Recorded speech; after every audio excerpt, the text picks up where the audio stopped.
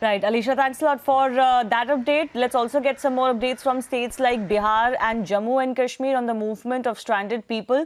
In Bihar, Nitish Kumar, Chief Minister, has appointed 19 nodal officers for the coordination of this movement. Meanwhile, in Jammu and Kashmir, authorities have asked people to not move without prior consent and without detailed SOPs. The state has said uninvited arrivals will be put to 21 days quarantine and others will be sent to home quarantine. Meanwhile, Delhi government and police are also finalizing modalities for movement of people to other states. The Delhi government is in touch with resident commissioners of different states, and those who wish to move will need to register themselves for the travel. Remember, the numbers could be very large, certainly in lakhs from cities, in tens of lakhs from cities like Delhi and Mumbai. And even though there were some demands being made that trains could be plied, the government has rejected that demand. So for the buses to be able to take back and ferry back so many people in tens of lakhs, it will require a mammoth exercise in coordination. But at the same time, what is extremely important is that social distancing in these buses is maintained and, of course, proper screening as well. Let's also go across to my colleague Niranjan also joining us. So Niranjan, the next few days are going to be extremely crucial for virtually all states in the country because if they don't have migrant population from other states, then they have migrant population coming back to the states. So virtually the entire India will be on tenterhooks because it is going to be a mammoth coordination effort.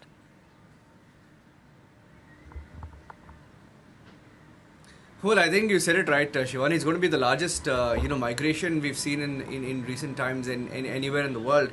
And the fact that most countries have not allowed it and India is now doing it is going to make it all the more tricky. Now, let me take you through the details of it, Shivani, and just bear with me while I just read from the details that I have with me because we've accessed the full details.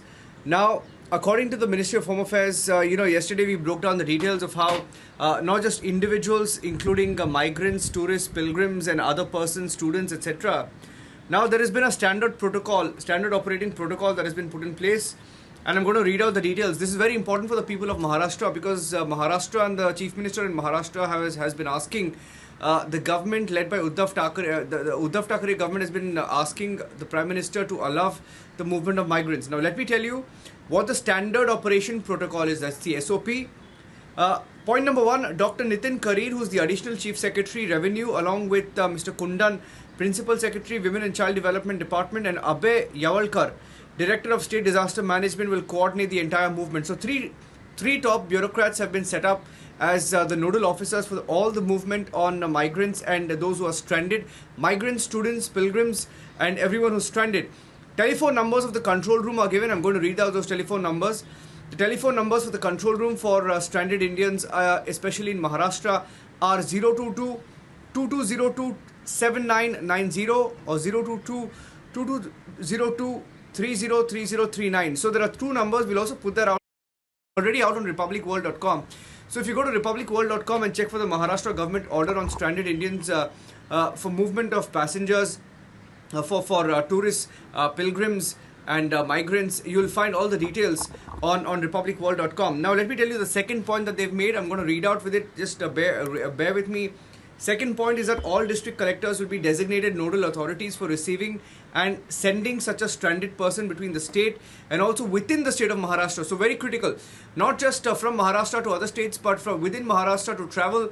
The district collectors will be the nodal authorities. So that's point number two. Point number three is that the nodal authority will register the stranded persons within their district and submit details to the district collector of the district to which those person desires to travel with a copy of the respective state nodal officer. So let me break it down and make it simpler for people. Point number one, in the state of Maharashtra, three top bureaucrats have been mentioned as those who are responsible. Point number two, there is a helpline set up. Point number three, not just from Maharashtra to outside, even within Maharashtra, district collectors is who you must approach. District collectors of different districts will then coordinate, compile a list and try and coordinate this movement. Shivani. Right. Important thing is that, of course, states must ensure that there is no repeat of the kind of exodus that we saw towards borders or to bus stations and bus depots in at least major cities like Delhi and Mumbai. We've seen that happen in the past. Sometimes due to misinformation and sometimes due to other reasons as well. Let me also go across to Prakash Singh, our senior editor, joining us Prakash, the numbers are staggering for Bihar, isn't it? Anywhere from 30 lakhs to 40 lakhs. Is the government prepared to deal with those numbers? And are they expecting everyone from the state to come back? But because from May 4th, the guidelines also change, work could start. Are they expecting the entire migrant population to come back to Bihar, or are they expecting that maybe some of them would just continue to stay where they are? Well, as you rightly mentioned, Shivani, the migrant population who are stranded outside Bihar in different parts of the country would be estimated around 40 lakhs. But as you rightly said, after 4th, some work would start. So most of them would stay back because there is lack of job opportunities in the country, and even if they come back to Bihar, because these laborers are people who earn daily and live daily. So we expect that something around 8 to 10 lakh will come back to Bihar, and Bihar government to that effect have appointed 90 nodal officers, all IAS and IPS officers, to take care of the coordination and the movement of all these stranded citizens of Bihar, which includes the migrant laborers, the students and pilgrims and various sections of the society, to coordinate with officers from respective states to coordinate.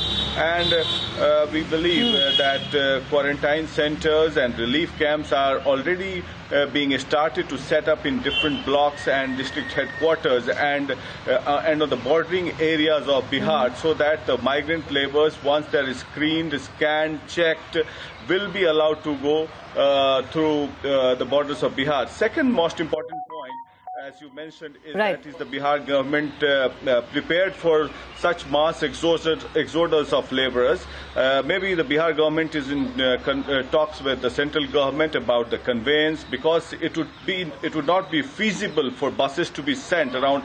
You would require 1 lakh buses to be sent. So maybe train would have been an easier solution rather than the buses. So they are working on that modalities as well.